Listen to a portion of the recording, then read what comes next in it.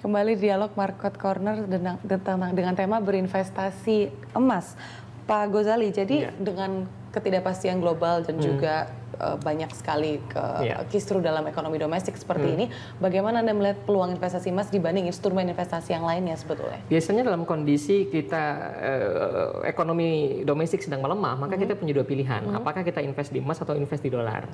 Nah, mungkin kita sudah lihat bahwa invest di dolar kemarin agak cukup mengecewakan, di mana kita agak khawatir juga dengan kondisi ekonomi di Amerika. Sehingga kalau dalam jangka panjang, saya lebih prefer untuk invest di emas. Walaupun dalam jangka pendek masih mungkin kita pegang antara emas atau dolar. Tapi dalam jangka panjang saya lebih prefer untuk pegang emas.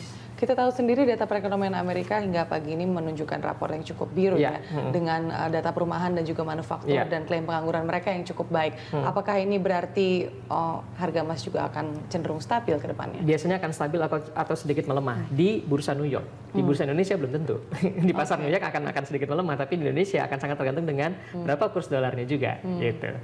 Lalu untuk investasi sebaiknya orang membeli dalam bentuk perhiasan atau emas batangan? Saya selalu sarankan kalau tujuannya invest, bilang emas batangan. Karena kalau investasi ini ada, kalau perhiasan kita akan terlalu banyak potongan, terlalu banyak biaya, dan kemudian tidak ada standar untuk emas perhiasan. Emas perhiasan itu kita beli di toko A, jual lagi di toko B, mungkin akan ditanya. Tidak ada standarnya. Tidak ada standarnya. Tapi ketika emas batangan, kita beli dimanapun, jual dimanapun, standarnya akan sama. Jadi untuk invest, saran saya punya emas batangan atau koin lah ya. Tapi kalau misalnya untuk awal-awal saya masih belum berani untuk beli emas batangan, boleh mulai dari perhiasan dulu. Baik, Pak Ghazali, terakhir bagi para investor nih yang baru ingin mulai, apa saja yang harus diperhatikan dan dipersiapkan?